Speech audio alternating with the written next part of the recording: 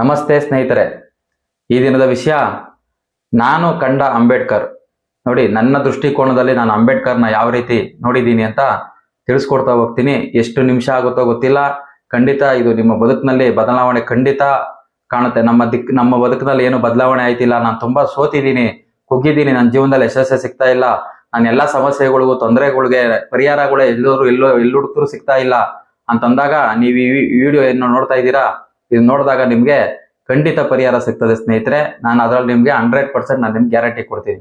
ನೋಡಿ, ನಾನು ತುಂಬಾ ದಡ್ಡ, ಓದಿಲ್ಲ, ಅವಿದ್ಯಾವಂತ, 7ನೇ ತರಗತಿ ಓದಿದ್ದೀನಿ ಅಷ್ಟೇನೆ. ನೋಡಿ, ಆದ್ರೂ ಸಹ ನನ್ನ ಈ ಇವತ್ತಿನ ಕಾಲಘಟ್ಟಕ್ಕೆ ಸ್ವಲ್ಪ ಮಟ್ಟಕ್ಕಾದ್ರೂ ಸ್ವಲ್ಪ ಅನುಕೂಲವಾಗಿ ಒಂದು ಸ್ವಂತ ಮನೆ ಅಥವಾ ಒಂದು ಕಾರು, ಒಂದು ಬೈಕು, ಒಂದು ಒಳ್ಳೆ ಉದ್ಯಮ ಅಂದ್ರೆ ಒಂದು ಬಿಸ್ನೆಸ್ ಮಾಡ್ಕೊಂಡಿದ್ದೀನಿ, ಚೆನ್ನಾಗಿದ್ದೀನಿ. ಸಣ್ಣ ಪುಟ್ಟ ನನ್ನ ಕೈಲಾದಂತ ಏನು ಸಮಾಜದ ಕಾರ್ಯಗಳಿಗೆ ತೊಡಗಿಸ್ಕೊಳಕ್ ಮುಂದಾಗ್ತೀನಿ. ನೋಡಿ, ನಾನು ಒಂದು 10 ವರ್ಷದ ಮುಂಚೆ ಅಂಬೇಡ್ಕರ್ ಅವ್ರನ್ನ ಅಧ್ಯಯನ ಮಾಡೋದಕ್ಕೆ ಮುಂಚೆ, ಅಂಬೇಡ್ಕರ್ ಅವ್ರನ್ನ ತಿಳ್ಕೊಳ್ಳೋದಕ್ಕೆ ಮುಂಚೆ ಅಪ್ರಯೋಜಕನಾಗಿದ್ದೆ, ದುಶ್ಚಟಗಳಿಗೆ ದಾಸನಾಗಿದ್ದೆ.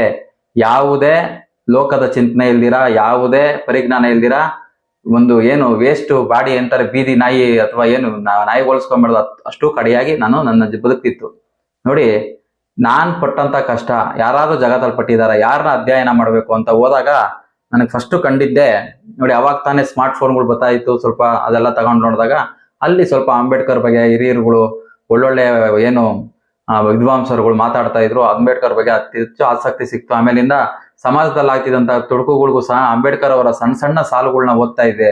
ವಾಟ್ಸಪ್ ಸ್ಟೇಟಸ್ಗಳಲ್ಲಿ ಅಲ್ಲಿ ಇಲ್ಲಿ ಬರೋದಲ್ವಾ, ಅದನ್ನೆಲ್ಲ ನೋಡ್ತಾ ಇದ್ದಾಗ ಮೊದಲು ನಾನು ಅಂಬೇಡ್ಕರ್ ಬಗ್ಗೆ ತಿಳಿಬೇಕು ಅಂತಂದು ಹೋದಾಗ ನನಗೆ ಓದಕ್ ಬರೋದಿಲ್ವಲ್ಲ, ಏನ್ ಮಾಡಿದೆ, ಅಂಬೇಡ್ಕರ್ ಅವ್ರ ಸಿನಿಮಾ ಇದೆ, ಆ ಸಿನಿಮಾ ನೋಡಿದೆ. ಓ, ಅಂಬೇಡ್ಕರ್ ಅವರು ಇಷ್ಟೊಂದೆಲ್ಲ ಕಷ್ಟಪಟ್ಟಿದ್ದಾರೆ, ಇಷ್ಟೊಂದೆಲ್ಲ ಅಸ್ಪೃಶ್ಯತೆಯಿಂದ, ಇಷ್ಟೊಂದು ಅಜ್ಞಾನದಿಂದ ಇದಾರಲ್ವಾ, ಇಷ್ಟೊಂದೆಲ್ಲ ಅವ್ರಿಗೆ ದುಃಖಪಟ್ಟು ಜನಗಳಿಗೋಸ್ಕರ ಹೋರಾಡಿದಾರಲ್ವಾ ಅಂತ ಅಂದ್ಬಿಟ್ಟು ನಂತರ ಏನ್ ಮಾಡಿದೆ, ಅಂಬೇಡ್ಕರ್ ಅವ್ರ ಬಗ್ಗೆ ಅಧ್ಯಯನ ಮಾಡಿದೆ. ಓದದೆ ಸ್ವಲ್ಪ ಮಟ್ಟಕ್ಕೆ ಓದಿ ಅರ್ಥ ಮಾಡ್ಕೊಂಡೆ. ನೋಡಿ, ನನಗೆ ಅವಾಗ ಅನಿಸ್ತು, ಓಹೋ ತುಂಬಾ. ಆಮೇಲಿಂದ ಇತಿಹಾಸಕ್ಕೆ ಹೋದೆ, ಇತಿಹಾಸ ಹೆಂಗ್ ಬಂದಿದೆ ಅಂತ ತಿಳ್ಕೊಳಕ್ ಹೋದೆ. ಅಂಬೇಡ್ಕರ್ ಇಷ್ಟೊಂದು ಕೊಡುಗೆ ಕೊಟ್ಟಿದಾರಲ್ಲ ನಮ್ಮ ಜನಗಳಿಗೆ, ಆದ್ರೆ ನಾವೇಂತಕ್ಕೆ ಅಂಬೇಡ್ಕರ್ ಅವ್ರನ್ನ ಮರಿತಾ ಇದೀವಿ?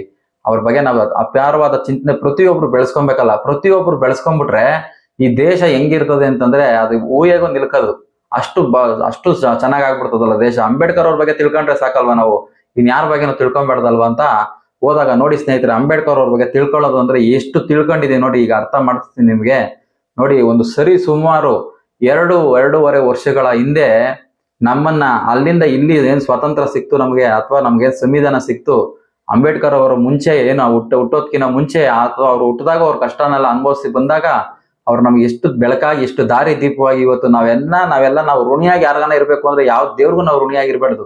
ಭಾರತ ದೇಶದಲ್ಲಿರೋ ಪ್ರತಿಯೊಬ್ರು ನಾವು ಅಂಬೇಡ್ಕರ್ಗೆ ಋಣಿಯಾಗಿರ್ಬೇಕು. ಪ್ರತಿಯೊಬ್ರು, ಯಾವುದೇ ಜಾತಿ ಮತ ಪಂಥಗಳಲ್ಲ, ಪ್ರತಿಯೊಬ್ರು ಅವ್ರು ಋಣಿಯಾಗಿರ್ಬೇಕು. ನೋಡಿ, ಹೇಳ್ತಾ ಹೋಗ್ತೀನಿ. ನೋಡಿ, ಏನು ಕೆಳವರ್ಗದ ಜನ ಅಥವಾ ಬಡವರಿದ್ದಾರೆ, ಮೈ ಮೇಲೆ ಬಟ್ಟೆ ಹಾಕೋ ಆಗಿಲ್ಲ, ಆಮೇಲಿಂದ ಹೆಣ್ಮಕ್ಳು ಒಂದು ರೌಕೆ ತೊಟ್ಟಕ್ಕೂ ಸಹ ಸಾಧ್ಯ ಇಲ್ಲ, ನೆಲದಲ್ಲಿ ಉಗಿಯಂಗಿಲ್ಲ, ನೀರ್ ಕುಡಿಯಂಗಿಲ್ಲ, ಓಡಾಡೋವಾಗಿಲ್ಲ. ಅಷ್ಟು ಕಷ್ಟದ ಪರಿಸ್ಥಿತಿನಲ್ಲಿ ಎಲ್ಲರೂ ಸಹ ನಮ್ಮನ್ನ ಏನು ಒಂದು ಪ್ರಾಣಿ ತರ ನೋಡ್ಕೊಂಡ್ ಬಂದಿದ್ದಾರೆ ಮನುಷ್ಯರನ್ನ. ಅಷ್ಟು ಏನು ಉಳ್ಳವರು ಮಾತ್ರ, ಏನು ದೊಡ್ಡ ವ್ಯಕ್ತಿಗಳು ಅಥವಾ ರಾಜರು ಇರ್ತಾರೆ, ಇನ್ನೊಬ್ರು ಇರ್ತಾರೆ, ಮತ್ತೊಬ್ರು ಇರ್ತಾರೆ, ಅವ್ರು ಮಾತ್ರ ಮನುಷ್ಯನ ತರ. ಕೆಳಗಡೆ ಇರುವಂತವ್ರು ಯಾರು ಮನುಷ್ಯರು ಅಂತ ನೋಡೇ ಇಲ್ಲ. ಅಷ್ಟು ಕಠೋರವಾಗಿ 2-2.5 ಸಾವಿರ ವರ್ಷಗಳ ಹಿಂದೆಯಿಂದ ಅಲ್ಲಿ ಅಂತದವರೆಗೂ ಬಂದಿದೆ. ನೋಡಿ, ಅವ್ರೇನಾರ ಮಲಮೂತ್ರ ಮಾಡಿದ್ರೆ ಮಂಕ್ರಿ ತುಂಬಿದ್ರೆ ತಗೊಂಡಾಗ ಎಸಿಬೇಕಾಗಿತ್ತು, ಅವ್ರ ಮಲಮೂತ್ರ ಬಾಚ್ತಾ ಇರ್ಬೇಕಾಗಿತ್ತು ಅವ್ರು ಹೋದಾಗೆಲ್ಲ. ನೋಡಿ, ಅವ್ರು ಜೀತ ಮಾಡ್ಬೇಕು, ಅವ್ರ ಮನೆಯಲ್ಲಿ ಬಿದ್ದಿರ್ಬೇಕು, ಅವ್ರ ದನ ಕರು ಎಲ್ಲ ಮೇಯಿಸ್ಕೊಂಡು ಸಾಕೊಂಡು, ಅವ್ರ ಮನುಷ್ಯರ ತರ ಎಂದೂ ನೋಡಿಲ್ಲ. ಏನು ಬರೇ ಹಿಂಸೆನೆ. ನೋಡಿ, ಅವ್ರು ಕುತ್ಕೊಬೇಕು, ನಿಂತ್ಕೋಬೇಕು, ಕೊಟ್ಟಿದ್ ತಿನ್ಬೇಕು, ಹಾಕಿದ್ ತಿನ್ಬೇಕು, ಪ್ರಶ್ನೆ ಮಾಡಂಗಿಲ್ಲ, ಸಾಯಿಸ್ತಾರೆ, ನಾಲಿಗೆ ಕತ್ತರಿಸ್ತಾರೆ, ನೇಣ್ ಹಾಕ್ತಾರೆ, ಸುಡ್ತಾರೆ, ಬಹಿಷ್ಕಾರ ಹಾಕ್ತಾರೆ. ಈ ತರ ಅನೇಕ ದಂಡಗಳನ್ನ ಕೊಟ್ಕೊಂಡು ಮನುಷ್ಯರ ರೀತಿನೇ ಕಾಣ್ತಾ ಇರ್ಲಿಲ್ಲ. ಅಂತ ಪರಿಸ್ಥಿತಿನ ನಾವು ಬಂದಿದ್ದರು. ನೋಡಿ, ಅದೇ ಹಂತದಲ್ಲಿ ನಂತರ ಬುದ್ಧ ಬರ್ತಾರೆ, ಬುದ್ಧನಂದ ಸ್ವಲ್ಪ ಪರಿವರ್ತನೆ, ಮತ್ತೆ ಬಸವಣ್ಣನವ್ರು ಬರ್ತಾರೆ. ನೋಡಿ, ಅದಂತರ ಅತಿ ಹೆಚ್ಚು ನೇರವಾಗಿ ಮನುಷ್ಯರಿಗೆ, ಭಾರತ ದೇಶದ ಪ್ರತಿಯೊಬ್ಬ ಮನುಷ್ಯರಿಗೂ ಆಸರೆಯಾಗಿ ನಿಂತಿದ್ದು ಅಂತಂದ್ರೆ ಏನು ನಮ್ಮ ಅಂಬೇಡ್ಕರ್ ಅವ್ರು ಮಾತ್ರನೇ. ನೋಡಿ, ಹೇಗೆ ಅಂತಂದ್ರೆ, ನೋಡಿ, ಅವರು ಸಹ ತಪಸ್ವಿ ಋಷಿ. ಏನ್ ನಾನು ಹೇಳಿದೆ ಮೊನ್ನೆ ಅವಧೂತರ ಬಗ್ಗೆ ಹೇಳಿದೆ. ಅವಧೂತ ಅಂದ್ರೆ ಏನು? ಸತ್ತ ಮೇಲೂ ಬದುಕ್ಬೇಕು. ನೋಡಿ, ಸತ್ತ ಮೇಲೂ ಬದುಕಿದಾರ, ಅವರು ಪೂಜನೆಗೆ ಒಳವಾಗ್ಬೇಕು. ನೋಡಿ, ಇಡೀ ಭಾರತ ಅಲ್ಲ, ಇಡೀ ವಿಶ್ವನೇ ಅವ್ರನ್ನ ಕೊಂಡಾಡುತ್ತೆ. ಹೊಗಳುತ್ತೆ, ಪೂಜೆ ಮಾಡಿಸ್ತದೆ. ಇಡೀ ಪ್ರಪಂಚದಲ್ಲೇ ಅಂಬೇಡ್ಕರ್ ಅವ್ರದ್ದು ಬಿಟ್ರೆ ಇನ್ಯಾವ್ದು ಸ್ಟ್ಯಾಚ್ಯೂ ಇಲ್ಲ ಅಂತ ಎಲ್ಲಾರು ಹೇಳ್ತಾರೆ. ನೋಡಿ, ಎಲ್ಲಾ ದೇಶದಲ್ಲೂ ಅವ್ರ ಪೂಜನೆಗೆ ಒಳಗಾಗಿದಾರ ನೋಡಿ. ಆಮೇಲಿಂದ ಕುಟುಂಬ ಜೊತೆ ಇದ್ರು, ಕುಟುಂಬದಲ್ಲೂ ಇದ್ರೂನು ಸಹ ಸಮಾಜದ ಏನು ಬದಲಾವಣೆಗೆ ಅದಕ್ಕೋಸ್ಕರನೇ ಅವ್ರ ಜೀವನ ಫುಲ್ಲು ಸವಸಿದಾರ್ತಾನೆ ನೋಡಿ. ತನ್ನೊಳಗೆ ಮತ್ತೆ ಭಗವಂತನನ್ನ ಕಂಡು ನೋಡಿ, ಬುದ್ಧ ದೀಕ್ಷೆ ತಗೊಂಡು ಅವ್ರೇನು ಎಲ್ಲ ಖಾಲಿ ಮಾಡ್ಕೊಳ್ಳೋದು, ಏನು ಭಗವಂತನಲ್ಲೇ ಪ್ರಕೃತಿನಲ್ಲೇ ವಿಲೀನ ಆಗೋದು ನೋಡಿ. ಕೊನೆಗೆ ಅವರು ಎಲ್ಲ ಇಷ್ಟೊಂದೆಲ್ಲ ಮಾಡಿ ನೀವೆಲ್ಲ ಇದನ್ನೆಲ್ಲ ತಿಳಿಸ್ಕೊಟ್ಟಿದೀನಿ ಅಂದ್ಬಿಟ್ಟು ಅದ್ರಲ್ಲಿ ಏನು ಪ್ರಕೃತಿನಲ್ಲೇ ವಿಲೀನ ಆಗಿದ್ದಾರೆ ನೋಡಿ. ಎಷ್ಟು ಚೆನ್ನಾಗಿದೆ ಅಂತಂದ್ರೆ ಅವರ ಬದುಕು. ನಾವೆಲ್ಲರೂ ಅದನ್ನ ಸ್ಫೂರ್ತಿ ಆಗ್ತಾನೆ. 1% ಅಲ್ಲ, 0% ನಾವು ಅವ್ರ ಬಗ್ಗೆ ತಿಳ್ಕೊಂಡು ಅವರ ಗುಣಗಳನ್ನ ನಾವು ಅಳವಡಿಸ್ಕೊಂಡ್ಬಿಟ್ರೆ ಸಾಕು, ನಮ್ಮ ಬದುಕು ಬಂಗಾರ ಆಗ್ಬಿಡ್ತದೆ. ನಮ್ಮ ಎಲ್ಲರ ಜೀವನ ಬದಲಾಗುತ್ತೆ ನೋಡಿ. ಇಂಥ ಇದರಿಂದ ಅವ್ರ ಏನ್ ಮಾಡಿದ್ರು, ಚೆನ್ನಾಗಿ ಅಧ್ಯಯನ ಮಾಡಿದ್ರು.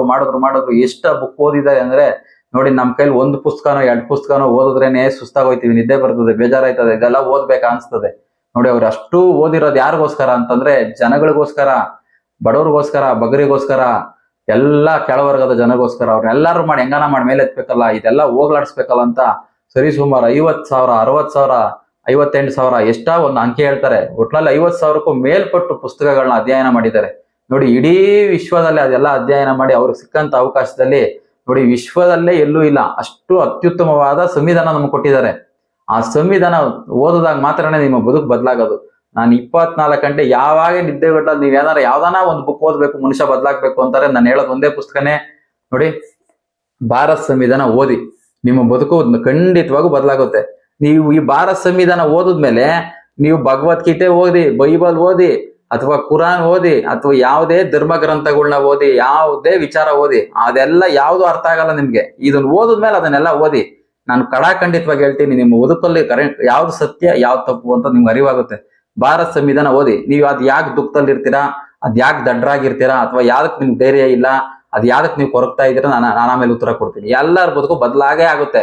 ಇದೊಂದು ಪುಸ್ತಕ ಓದ್ಬಿಡಿ ಸಾಕು, ಇನ್ನೆಲ್ಲ ಜಗತ್ತಲ್ಲಿರೋದು ಎಲ್ಲ ಅರ್ಥ ಆಗುತ್ತೆ. ದೇವ್ರ ಬಗ್ಗೆ ಅರ್ಥ ಆಗುತ್ತೆ, ರಾಜಕಾರಣಿಗಳ ಬಗ್ಗೆ ಅರ್ಥ ಆಗುತ್ತೆ, ಈ ಪ್ರಕೃತಿ ಬಗ್ಗೆ ಅರ್ಥ ಆಗುತ್ತೆ. ಇದೊಂದು ಪುಸ್ತಕ ಓದಿ ಸಾಕು. ಅದೊಂದು ಪುಸ್ತಕ ಓದ್ಬಿಟ್ಟು ಸ್ವಲ್ಪ ಅಂಬೇಡ್ಕರ್ ಬಗ್ಗೆ ತಿಳ್ಕೊಳ್ಳಿ ಸಾಕು ನೋಡಿ. ಎಲ್ಲರ ಬದುಕು ಬದಲಾಯಿಸ್ಲಿಲ್ಲ ಅಂದ್ರೆ ಕೇಳಿ, ಖಂಡಿತ ಬದಲಾಯಿಸುತ್ತೆ. ನಾನೇ ನನ್ನ ಬಗ್ಗೆನೇ ಹೇಳ್ತಾ ಇದ್ದೀನಿ ಓಪನ್ ಆಗಿ. ಯಾವ್ದಕ್ಕೂ ಅಪ್ರಯೋಜಕ ಆಗಿದ್ದವ್ ನಾನು ಇವತ್ತು ಮಟ್ಟಕ್ಕೆ ಇಷ್ಟಾನ ನಾನು ಬದಲಾಗಿದ್ದೀನಿ ನನ್ನ ಬದುಕಿನಲ್ಲಿ ಅಂತಂದ್ರೆ ಬರೀ 10-12 ವರ್ಷದಲ್ಲಿ. ಎಲ್ಲದಕ್ಕೂ ಕಾರಣ ಅಂಬೇಡ್ಕರ್ ಒಬ್ರೇನೆ, ಇನ್ಯಾರು ಅಲ್ಲ. ಅವ್ರನ್ನ ಅರ್ಥ ಮಾಡ್ಕೊಂಡ್ಮೇಲೆನೆ ನನ್ಗೆ ಇಡೀ ಜಗತ್ ಗೊತ್ತಾಗಿದ್ದು, ಇಡೀ ವಿಶ್ವ ಗೊತ್ತಾಗಿದ್ದು, ಎಲ್ಲ ಸಾಧು ಸಂತರುಗಳು ಸಾಹಸ ಆಗಿದ್ದು, ಇನ್ನೊಂದಾಗ್ಲಿ ಮತ್ತೊಂದಾಗ್ಲಿ ಆಗಿದ್ದು ಜನಗಳಿಗೋಸ್ಕರ ಏನಾರ ಒಂದು ಸಿಮ್ನಿರಕ್ಕಾಗಲ್ವಲ್ಲ ನೋಡಿ. ಅಂಬೇಡ್ಕರ್ ಹೇಳಿದ್ದಾರೆ, ವಿದ್ಯೆ ಕಲ್ತಿರೋರು ಹುಲಿಗಳಿದ್ದಂಗೆ, ಅವ್ರ ಗರ್ಜನೆ ಮಾಡಿದಿರೋ ಸಿಮ್ನಿರಲ್ಲ ನೋಡಿ. ನಾವೆಲ್ಲ ಅವ್ರ ನಿಂಬಾಲಕರಾಗಿ ಅವ್ರನ್ನ ಅಧ್ಯಯನ ಮಾಡಿರೋದ್ರಿಂದ, ಸಂವಿಧಾನ ಓದಿರೋದ್ರಿಂದ ನಾವು ಸಹ ಗರ್ಜನೆ ಮಾಡಿದಿರೋ ಸಿಮ್ನಿರಲ್ಲ. ಅನ್ಯಾಯದಿಂದ ಸಿರಿದೆದ್ದೇ ಹೇಳ್ತೀವಿ. ನಮ್ಮ ಗುರಿ ಯಾವತ್ತಿದ್ರೂ ಯಾರು ಶೋಷಣೆಗೆ ಒಳಪಟ್ಟಿರ್ತಾರೆ, ದುಃಖದಲ್ಲಿರ್ತಾರೆ, ನಮ್ ಕೈಲಿ ಅವ್ರು ಸಹಾಯ ಮಾಡ್ಲಿಲ್ಲ ಅಂದ್ರೂ ಕಣ್ಣೀರನ್ನ ಒರ್ಸಕ್ಕಾರ ನಮ್ ಕೈ ಸಾಗುತ್ತೆ. ಅವ್ರ ಎದುಗಳ ಮೇಲೆ ನಮ್ ಭುಜ ಕೈ ಹೋಗುತ್ತೆ, ನಾವಿದೀವಿ ನಿಮ್ ಪರವಾಗಿ ಅಂತ ನೋಡಿ. ಈ ತರ ಅಧ್ಯಯನ ಇರ್ಬೇಕು, ಚಿಂತನೆ ಇರ್ಬೇಕು ನೋಡಿ. ಯಾವುದೇ ಅವಧೂತರಿಗೂ ಕಮ್ಮಿ ಇಲ್ಲ, ಯಾವುದೇ ತಪಸ್ವಿಗೂ ಕಮ್ಮಿ ಇಲ್ಲ, ಅವರು ಯಾವುದೇ ಋಷಿಗೂ ಕಮ್ಮಿ ಇಲ್ಲ. ಅವರು ಏನು ಸೂಟು ಬೂಟ್ ಹಾಕೊಂಡಿರುವಂತ ಋಷಿ ಅಂತ ಅನ್ಕೊಬಹುದು ನೋಡಿ. ಈ ಜಗತ್ತಲ್ಲಿ ಯಾವುದೇ ದೇವರಾಗ್ಲಿ, ಏನು ಋಷಿಗಳಾಗ್ಲಿ, ತಪಸ್ವಿಗಳಾಗ್ಲಿ, ಅಥವಾ ಸಾಧು ಸಂತರುಗಳಾಗ್ಲಿ, ಪ್ರವಚನಕಾರರಾಗ್ಲಿ, ಒಂದು ಮಟ್ಟಕ್ಕೆ ಮಾತ್ರ ನಮ್ಗೆಲ್ಲರೂ ಬದುಕು ಬದಲಾವಣೆ ತರೋದಕ್ಕೆ ಸಾಧ್ಯ ಆಯ್ತು. ಎಲ್ಲರ ಬದುಕು ಬದಲಾಗ್ಲಿಲ್ವಲ್ಲ ನೋಡಿ. ಅಂಬೇಡ್ಕರ್ ಅವ್ರು ಬರ್ದಿರೋ ಸಂವಿಧಾನದ ಅಡಿನಲ್ಲಿ ನಾನು ನಿಮ್ಗೆ ಹೇಳ್ತೀನಿ, ಕೊರೋನಾ ಬಂದಾಗ ಎಲ್ಲಾ ದೇಶದಲ್ಲೂ ಅವ್ರ ಪಾಡವ್ರು ಲಾಕ್ ಡೌನ್ ಮಾಡ್ಕೊಂಡ್ಬಿಟ್ರು ನೋಡಿ. ಇದರಲ್ಲಿ ಕಾನೂನಿದೆ, ಕೋರ್ಟ್ ಆದೇಶ ತಗೊಂಡೆ ಎಲ್ಲ ಲಾಕ್ ಡೌನ್ ಮಾಡ್ಬೇಕಾಗಿತ್ತು. ಅದು ಪ್ರಜೆಗಳ ಹಿತಾಸಕ್ತಿಗೋಸ್ಕರ. ಎಲ್ಲ ಹೆಂಗ್ ಬೇಕಾದ್ರೂ ರೂಲ್ಸ್ ಮಾಡಕ್ಕಾಗಲ್ಲ ನೋಡಿ. ಭಾರತ ದೇಶದಲ್ಲಿ ಅವ್ರು ಬರೇ ಮನುಷ್ಯರಿಗೆ ಮಾತ್ರ, ಅಥವಾ ಯಾವ್ದೋ ಒಂದು ಕೆಳವರ್ಗದವ್ರು ಮಾತ್ರ, ಇನ್ನೊಬ್ರು ಮಾತ್ರ ಅವರು, ಅಥವಾ ಮೇಲವ್ರು, ಇಂಥವ್ರು ಮಾತ್ರ ಅವ್ರ ಸಂವಿಧಾನದಲ್ಲಿ ಅಥವಾ ಅವ್ರು ಬರ್ದಿರುವಂತ ಕಾನೂನಲ್ಲಾಗ್ಲಿ ಅವಕಾಶ ಇಲ್ಲ ನೋಡಿ. ಎಲ್ಲಾ ಪ್ರಾಣಿ ಪಕ್ಷಿಗಳಿಗೂ, ಎಲೆ ಗಿಡ ಮರ ಬಳ್ಳಿಗಳಿಗೂ, ಒಂದ್ ಸಣ್ಣ ಮಣ್ಣುಗೂ ಸಹ, ಎಲ್ಲಾ ದೇವಾಲಯಗಳು, ಗುಡಿ ಗುಂಡಾರಗಳು, ಚರ್ಚು ಮಸೀದಿಗಳು, ಪ್ರತಿಯೊಂದಕ್ಕೂ ನ್ಯಾಯ ಒದಗಿಸಿದ್ದಾರೆ. ಬರೀ ಒಬ್ರಿಗೋ ಇಬ್ರಿಗೋ, ಬರೀ ಯಾರಿಗೋ ಕೆಲವರು ಮಾತ್ರ ಉಪಯೋಗ ರೀತಿ ಬರ್ದಿಲ್ಲ. ಎಲ್ಲವೂ ಸಹ ಸಂವಿಧಾನದ ಅಡಿನಲ್ಲೇ ಬರ್ತದೆ, ಎಲ್ಲವೂ ಸಹ ಕಾನೂನು ಅಡಿನಲ್ಲೇ ಬರ್ತದೆ ನೋಡಿ. ಅಷ್ಟು ಅದ್ಭುತವಾಗಿ ನಮ್ಗೆ ರಚನೆ ಮಾಡಿಕೊಟ್ಟಿದ್ದಾರೆ. ಅದ್ರಲ್ಲಿ ಬಹುತೇಕರ ಪಾಲಿರ್ಬೋದು, ಆದ್ರೂ ಸಹ ಅತಿ ಹೆಚ್ಚು ದೊಡ್ಡ ಕೈ ಅಥವಾ ಅತಿ ಹೆಚ್ಚು ಅದಕ್ಕೆ ಅವರ ಜ್ಞಾನ ಹರಿಸಿರೋದು ಬಂದು ಅಂಬೇಡ್ಕರ್ ಅವರೇನೆ ನೋಡಿ. ಎಲ್ಲರಿಗೂ ನ್ಯಾಯ ಒದಗಿಸಿದ್ದಾರೆ. ನಾವೇನ್ ಮಾಡ್ತೀವಿ, ಅಂಬೇಡ್ಕರ್ ಅಂದ್ರೆ ಯಾವ್ದೋ ಒಬ್ರು ಮಾತ್ರ ಸೀಮಿತ, ಅವ್ರು ಯಾವ್ದೋ ಆ ಜಾತಿಯವ್ರ ಮಾತ್ರ ಸೀಮಿತ, ಅಥವಾ ಈ ಧರ್ಮದವ್ರು ಮಾತ್ರ ಸೀಮಿತ ಅಂತ ಅನ್ಕೊಂಡ್ಬೇಡ್ದು. ಭಾರತ ದೇಶದಲ್ಲಿ ನಾವು ಹುಟ್ಟಿದೀವಿ ಅಂತಂದ್ರೆ ಪ್ರತಿಯೊಬ್ಬ ಪ್ರಜೆನೂ ನಾವು ಅಂಬೇಡ್ಕರ್ ಅವ್ರ ಮಾರ್ಗದರ್ಶನದಲ್ಲಿ, ಅಂಬೇಡ್ಕರ್ ಅವರ ಜ್ಞಾನ ಪಡೆಯೋದ್ರಲ್ಲಿ ಅವ್ರನ್ನ ನಾವು ಅಪ್ಕೊಬೇಕು, ತಬ್ಕೊಬೇಕು, ಹೃದಯದಲ್ಲಿ ಇಟ್ಕೊಳ್ಬೇಕು ಬರೇ ಮನಸ್ಸಲ್ಲಿ ಯೋಚನೆ ಮಾಡೋದಲ್ಲ, ಹೃದಯದಲ್ಲಿ ಇಟ್ಕೊಬೇಕು. ನೋಡಿ, ನಮ್ಮ ತಂದೆ ತಾಯಿ ಎಷ್ಟು ನಮ್ಗೆ ಪ್ರೀತಿ ಕೊಡ್ತಾರೆ, ಅಥವಾ ಎಷ್ಟು ನಮ್ಗೆ ಹರಸ್ತಾರೆ, ಅಥವಾ ನಮ್ಗೆ ಎಷ್ಟು ಗೌರವ ಕೊಡ್ತಾರೆ, ನಮ್ಗೆ ಯಾಕೆ ತಬ್ಕೊಂತಾರೆ, ಆ ರೀತಿ ನಮ್ಮ ತಂದೆ ತರ, ನಮ್ಮ ತಾಯಿ ತರ, ನಮ್ಮ ಏನು ಇಷ್ಟು ದೇವ್ರು ಇರ್ತದೆ ಆ ದೇವ್ರ ತರ ನಾವು ಒಂದು ಭಾಗ ಅವ್ರಿಗೂ ಸಹ ನಮ್ಮ ಹೃದಯದಲ್ಲಿ ಜಾಗ ಇಟ್ಟಿರ್ಬೇಕು. ಅವಾಗ ಮಾತ್ರ ನಮ್ಮ ಬದುಕು ಬದಲಾಗುತ್ತೆ. ನೋಡಿ, ಮಾತಾಡ್ತಾ ನಾನು ತುಂಬಾ ಭಾವುಕನಾಗ್ಬಿಡ್ತೀನಿ. ಏನಕ್ಕೆ ಅಂದ್ರೆ ಅಷ್ಟು ಕಷ್ಟದಿಂದ ಬಂದಿದೀವಿ. ನೋಡಿ, ಇವತ್ತಿನ ದಿನಕ್ಕೂ ಸಹ ಎಷ್ಟೋ ಕಡೆ ಮೊನ್ನೆನೂ ನೋಡಿದೆ ವಿಡಿಯೋದಲ್ಲಿ ನೋಡಿದ್ರೆ, ಯಾವ್ದೋ ಒಂದ್ ಮಗು ದೇವಸ್ಥಾನದಲ್ಲಿ ದೇವ್ರ ವಿಗ್ರಹ ಮುಟ್ಟಿದೆ ಅಂತ 60,000 ರೂಪಾಯಿ ಕಾಸು ಕೇಳಿದ್ದಾರೆ. ನೋಡಿ, ಬಹಿಷ್ಕಾರ ಹಾಕೋದಕ್ ಮುಂದಾಗಿದ್ದಾರೆ. ನೋಡಿ, ಯಾರು ಧಾವಿಸಿದ್ರು, ನೋಡಿ ಹೋರಾಟಗಾರರು ಧಾವಿಸಿದ್ರು, ಹೇಳಿದ್ರು, ನೋಡಿ ಅವ್ರು ಬಹಿಷ್ಕಾರ ಆಗ್ತೀನಿ ಅಂದವ್ರಿಗೆಲ್ಲ ನೋಡಿ ಅಟ್ರಾಸಿಟಿ ಕೇಸಾಗಿ ಜೈಲಿಗೆ ಹಾಕ್ತಾರೆ. ನೋಡಿ, ಎಲ್ಲದಕ್ಕೂ ಕಾನೂನು ಇದೆ. ಇವತ್ತಿಗೂ ಸಹ ಇಷ್ಟು ವರ್ಷ 78 ವರ್ಷ ಆಗಿದ್ರು ನಮ್ಮ ಜನಗಳಲ್ಲಿ ಅಜ್ಞಾನದಲ್ಲಿ ಕೂಡಿದೀವಿ. ನೋಡಿ, ಕಟಿಂಗ್ ಮಾಡಲ್ಲ ಅಂತಾರೆ, ನೀರ್ ಕುಡಿಯಲ್ಲ ಅಂತಾರೆ, ದೇವಸ್ಥಾನಕ್ಕೆ ಹೋದ್ರು ಅಂತ ಹೊಡಿತಾರೆ. ನೋಡಿ, ಇದೆಲ್ಲ ಎಲ್ಲಿಂದ ಬಂದಿದೆ ಅಂದ್ರೆ ಈ ಅಜ್ಞಾನದಿಂದ.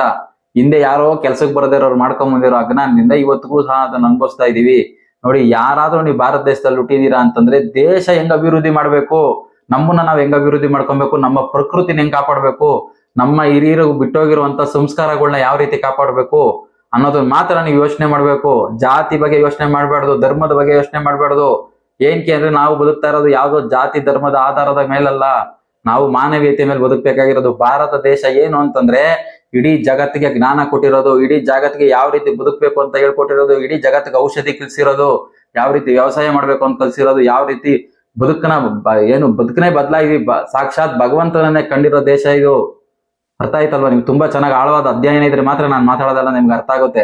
ನೋಡಿ, ಇವತ್ತಿನ ಕಾಲಘಟ್ಟಕ್ಕೆ ನಾವು ಏಂತಕ್ಕೆ ಇಷ್ಟೊಂದು ಬಡದಾಡ್ಕೊಂತ ಇದೀವಿ, ಬದುಕೋದಕ್ಕೆ ಕಷ್ಟ, ಮನುಷ್ಯರು ನೋಡಿದ್ರೇನೆ ಕಷ್ಟ ಬೀಳ್ತಾ ಇದೀವಿ ಅಂದ್ರೆ ಇದಕ್ಕೆಲ್ಲ ಮೂಲವಾಗಿ ನಾವು ಚೆನ್ನಾಗಿ ಅರ್ಥ ಮಾಡ್ಕೊಬೇಕು. ಈ ರಾಜಕಾರಣಿಗಳೇ ಕಾರಣ, ಅಥವಾ ಈ ಬಿಸ್ನೆಸ್ ಮ್ಯಾನ್ಗಳೇ ಕಾರಣ.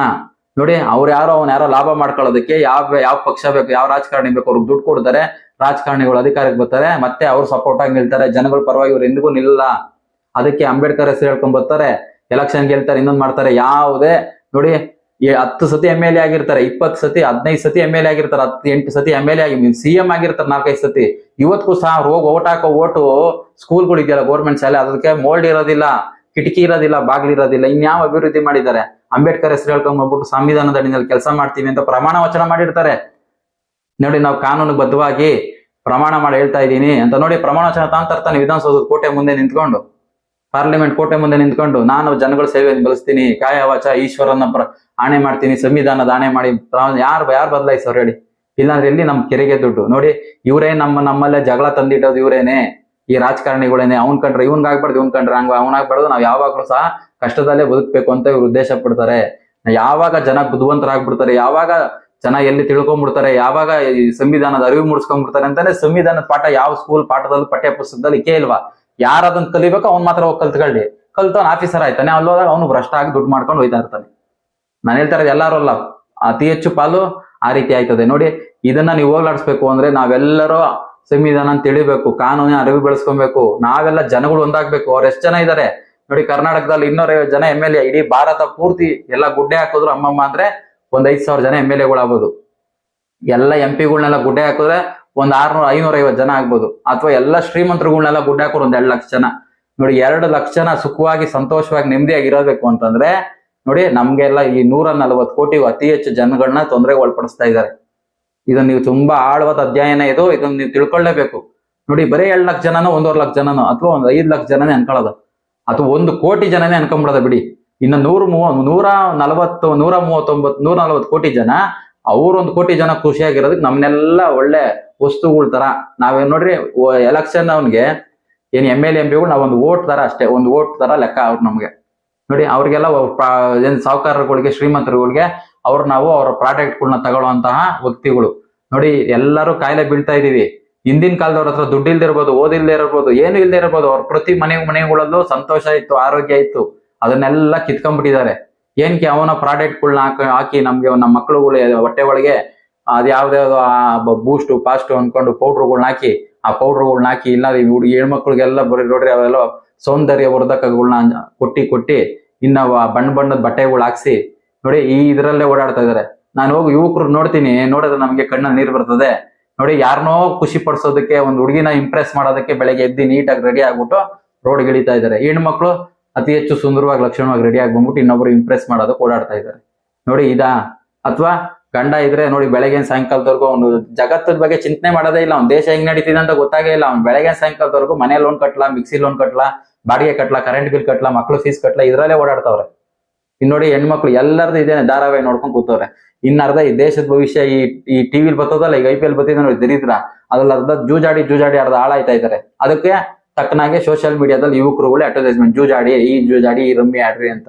ಇಂಥವ್ರಿಂದ ದೇಶ ಬದಲಾಯ್ತದ ನೋಡಿ. ಯುವಕರುಗಳು ನೀವು ಹಿಡ್ಕೊಬೇಕಾಗಿರೋದು ಅಂಬೇಡ್ಕರ್ನ, ಸಂವಿಧಾನನ, ನಮ್ಮ ದೇಶಕ್ಕೋಸ್ಕರ ಪ್ರಾಣ ಕೊಟ್ಟಂತ ಸ್ವಾತಂತ್ರ್ಯ ಹೋರಾಟಗಾರರುಗಳನ್ನ, ನಮ್ಮ ರಾಜರುಗಳನ್ನ, ನಮ್ಮ ಕವಿಗಳನ್ನ, ಸಾಹಿತಿಗಳನ್ನ, ಇವರ ಹಿಂಬಾಲಕರಾಗ್ರಿ ಅಂದ್ರೆ ನೀವು ಗುಲಾಮರಾಗೋದಕ್ಕೆ ಹೋಯ್ತೀರಾ ನೋಡಿ. ರಾಜರಾಗ್ರಪ್ಪ ಅಂತ ಅಂದ್ಬಿಟ್ಟು ನಮಗೆ ಕಾನೂನು ಕೊಟ್ಟಿದ್ದಾರೆ, ಸಂವಿಧಾನ ಕೊಟ್ಟಿದ್ದಾರೆ, ವೋಟ್ ಪವರ್ ಕೊಟ್ಟಿದ್ದಾರೆ. 500 ರೂಪಾಯಿ 1000 ರೂಪಾಯಿಗೆ ಒಂದು ಕ್ವಾರ್ಟರ್ ಎಣ್ಣೆ ಬಾಟ್ಲಿಗೆ, ಬಿರಿಯಾನಿಗೆ, ಜಾತಿಗೆ, ಧರ್ಮಕ್ಕೆ, ನಮ್ಮ ಅಣ್ಣನ್ಗೆ, ನಮ್ಮ ಅಕ್ಕನ್ಗೆ ಅನ್ಕೊ ಓಟ್ ಹಾಕ್ಬಿಟ್ಟು 5 ವರ್ಷ ನಳ್ತಾ ಇದ್ದೀರಾ ನೋಡಿ. ಒಂದು ಮಗು ಓದೋದಕ್ಕೆ 58,000 ಖರ್ಚು ಮಾಡ್ತಾ ಇದಾರಂತೆ ಗೌರ್ಮೆಂಟ್ ಶಾಲೆನಲ್ಲಿ. 58,000 ರೂಪಾಯಿ ನಮಗೆ ಕೊಟ್ಬಿಡಿ ಕ್ಯಾಶು, ಪ್ರತಿ ಮನೆಗೂ ಡೈರೆಕ್ಟ್ ಆಗಿ ಒಂದು ಮಗು ಹುಟ್ಟಿದ ವರ್ಷಕ್ಕೆ ನಾವ್ ಹೆಂಗ ಓದಿಸ್ಕೊಂತೀವಿ ನೋಡಿ. ಎಲ್ಲಿ ಕೊಡ್ತಾ ಇದಾರೆ? ಇನ್ನು ಎಷ್ಟೋ ಜನ ಮಕ್ಳುಗಳು ಅವ್ರೇನೆ ಸ್ವತಃ ಎಲ್ಲ ಸೇರ್ಕೊಂಡು ಪೈಂಟ್ ಹೊಡಿತಾ ಇದಾರೆ, ಅವರೇ ರೆಡಿ ಮಾಡ್ಕೊಂತ ಇದಾರೆ ಸಣ್ಣ ಸಣ್ಣದಾಗಿ.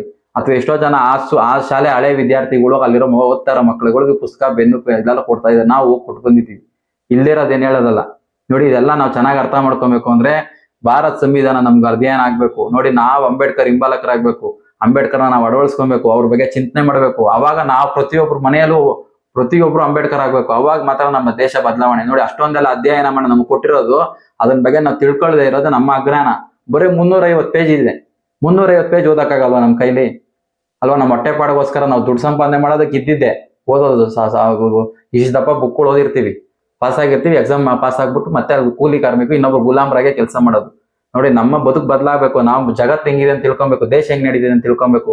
ಕೋರ್ಟ್ ಅಂದ್ರೆ ಏನು, ಪೊಲೀಸ್ ಸ್ಟೇಷನ್ ಅಂದ್ರೆ ಏನು, ದೇಶ ಅಂದ್ರೆ ಏನು, MLA ಯಾರು, MP ಯಾರು, ಎಲ್ಲವೂ ತಿಳಿತದೆ ನಿಮ್ಗೆ. ಅವಾಗ ನಾವು ಭಾರತ ದೇಶದಲ್ಲಿ ನಾನು ಯಾರು ಅಂತ ತಿಳಿತದೆ. ನೀವ್ ಯಾರು ಅಂತ ಕೇಳಿದ್ರೆ ಹೇಳ್ತೀರಾ ಉತ್ತರ, ಬರೀ ನಿಮ್ ಹೆಸರು ಹೇಳ್ತೀರಾ ಅಷ್ಟೇನೆ ಅಲ್ವಾ? ನೀವ್ ಯಾರು ಅಂತಂದ್ರೆ ಓದೋದಾಗ ನಿಮ್ಗೆ ಅರ್ಥ ಆಗುತ್ತೆ, ಪ್ರತಿಯೊಂದು ಅರ್ಥ ಆಗುತ್ತೆ. ದಯವಿಟ್ಟು ಎಲ್ಲರಿಗೂ ಕೈ ಮುಗಿದು ಕೇಳ್ಕೊಂತೀನಿ, ಅಂಬೇಡ್ಕರ್ ಹಿಂಬಾಲಕರಾಗೋಣ, ಸಂವಿಧಾನ ಓದೋದ. ಪ್ರತಿಯೊಬ್ಬ ಮನೆಯಲ್ಲಿ ನಾವು ಪ್ರತಿಯೊಬ್ರು ಅಂಬೇಡ್ಕರ್ ಆಗಲಾಗಬೇಕು. ಅವಾಗೇನೆ ನಮ್ ಎಲ್ಲ ಕಷ್ಟಕ್ಕೂ ತೊಂದ್ರೆ. ನೀವೇನೇ ಹೇಳಿ, ನೀವು ಭಾರತ ದೇಶದಲ್ಲಿ ಹುಟ್ಟಿದೀರಾ, ನಿಮ್ಗೆ ಕಷ್ಟ ಬತ್ತೈತೆ ಅಂದ್ರೆ ನೇರವಾಗಿ ಹೊಣೆ ನೀವೇ ಆಗಿರ್ತೀರಾ. ನೀವೇಂತು ಕೊನೆ ಆಗಿರ್ತೀರಾ ಅಂತಂದ್ರೆ ನಿಮ್ಮ ತೊಂದರೆಗೆ ನೀವೇ ಹೊಣೆ ಆಗಿರ್ತೀರಿ. ನೀವು ಸರಿಯಾಗಿರೋ ಓಟ್ ಹಾಕಿರಲ್ಲ, ಸರಿಯಾಗಿರೋ MLA MP ಆಯ್ಕೆ ಮಾಡ್ಕೊಂಡಿರಲ್ಲ, ಅವರಿಂದಾನೇ ಇದೆಲ್ಲ ತೊಂದರೆ ಆಗೋದು. ನಿಮ್ಮ ಹಾಸ್ಪಿಟ್ಲ್ ಆಗಿರ್ಬೋದು, ಸ್ಕೂಲ್ ಫೀಸ್ ಆಗಿರ್ಬೋದು, ಅಥವಾ ನಿಮ್ಗೆ ಆರೋಗ್ಯ ಆಗಿರ್ಬೋದು, ನಿಮ್ಮ ಮನೆ ಆಗಿರ್ಬೋದು, ನಿಮ್ಮ ಎಲ್ಲ ದಿನನಿತ್ಯದ ಪ್ರತಿಯೊಂದು ವಸ್ತುಗಳ ಬಳಕೆ ಆಗಿರ್ಬೋದು, ಎಲ್ಲ ಔಷಧಿ, ಇನ್ನೊಂದು ಮತ್ತೊಂದು, ಎಲ್ಲದಕ್ಕೂ ಕಾನೂನಿಂದಾನೇ ಬರೋದು. ಅಥವಾ ಏನ್ ಅಧಿಕಾರದಲ್ಲಿ ಇರ್ತಾರೆ ಅವರಿಂದಾನೇ ಅವೆಲ್ಲವೂ ಸಹ ನಮ್ಗೆ ದೊರಕೋದು. ಅದಕ್ಕೆಲ್ಲ ಏನು ಅಂದ್ರೆ ನೀವು ಓಟ್ ಹಾಕಿರ್ತಾರಲ್ಲ, ಅವನೇ ಅದಕ್ಕೆಲ್ಲ ಸೈನ್ ಹಾಕಿರ್ತಾನೆ, ಸ್ಯಾಂಕ್ಷನ್ ಮಾಡಿರ್ತಾರೆ. ಅದನ್ನ ನಾವು ಬಳಸ್ತಾ ಇದೀವಿ. ಅದರಿಂದ ಕಾಯಿಲೆ ಬರ್ತಾ ಇರ್ತದೆ, ಮತ್ತೊಂದು ಮಗದೊಂದು ಎಲ್ಲ ಬರ್ತಾ ಇರ್ತದೆ. ನಮ್ಮ ಮನೆ ಆಗ್ಲಿ, ನಮ್ಮ ಮನಸ್ಸಾಗ್ಲಿ ಎಲ್ಲ ಕುಲಗೆಟ್ಟಿ ಎಕ್ಕುಟ್ಟೋಗಿರೋದು ಇವರೇನೆ. ಈ ಭಾರತ ದೇಶದಲ್ಲಿ ಯಾರನ್ನ ಅಭಿವೃದ್ಧಿ ಆಗಿದ್ದಾರೆ ಅಂತಂದ್ರೆ ಏನು ಅಂಬೇಡ್ಕರ್ ಹೆಸರು ಹೇಳ್ಕೊಂಡು, ಸಂವಿಧಾನದ ಹೆಸರು ಹೇಳ್ಕೊಂಡು ಯಾರ್ಯಾರು ಉದ್ಧಾರ ಆಗಿದ್ದಾರೆ ಅಂದ್ರೆ ನೋಡಿ, ಆಫೀಸರ್ಸ್ಗಳು ಯಾರನ್ನ ಬಿದಿಗೆ ಬಂದವ್ರ?